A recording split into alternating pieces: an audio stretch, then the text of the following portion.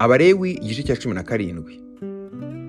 Uwiteka abuza Abisirayeli kugira ahandi babagira amatungo atari imbere y'ihema ry'ibonaniro. Umurongo wa 1.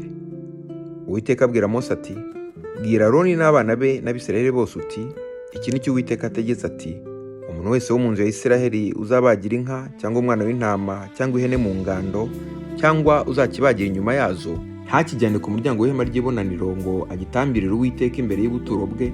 Uwo muntu azabazwa ayo maraso, azaba avushije amaraso akurwe mu bwoko bwe.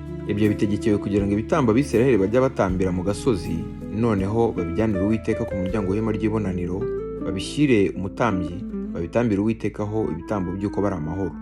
Uwo mutambyi amisha amaraso yabyo ku gicaniro cyo ku muryango w'ihema ry'ibonaniro, yose urugimbu rwabyo ruba umubabwe uhumurira Uwiteka neza. Ntibakongere ukundi gutambira ibitambo byabo amapfizi y'ihene, ayo basambanisha gusenga. Iryo ribabera itegeko ridakuka mu bihe byabo byose. Amategeko y'uko bagenza amaraso yose. Umurongo wa 8.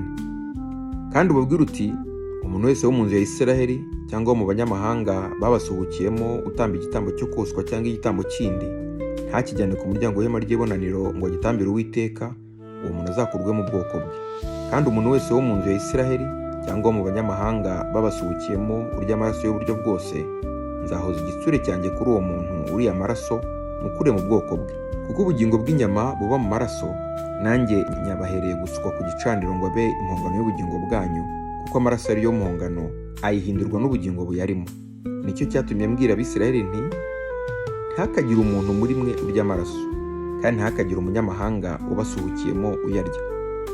Kandi umuntu wese wo mu Bisirayeli cyangwa mu banyamahanga babasuhukiyemo ufatira mu muhiga inyamaswa cyangwa igisiga cyangwa inyoni mwemererwa kurya, akivushiriza amaraso hasi, ayatwikiriza umukungugu. Kuko ubugingo bw'inyama zose ari ubu, amaraso yazo ari amwe n'ubugingo bwazo. Nicyo cyatumye mbwira Abisirayeli nti, ntimukarye amaraso y'inyama z'uburyo bwose, kuko ubugingo bw'inyama zose ari amaraso yazo, uyarya wese azakurweho. Kandi umuntu wese urya intumbi cyangwa ikirira, naho yaba akavukire cyangwa umunyamahanga, amese imyenda yiyuhagire, aba ahumanye ageze nimugoroba, niho azabona guhumanurwa. Ariko natayimesa ntiyiyuhagire, azagibwaho no gukiranirwa kwe.